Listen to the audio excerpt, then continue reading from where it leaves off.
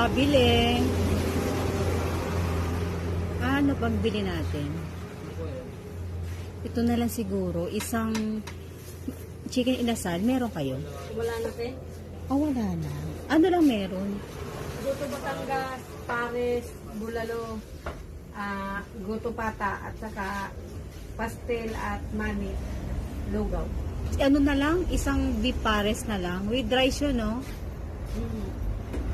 Sige po, isang beef pares na lang po. Pabili po. Di Pares daw.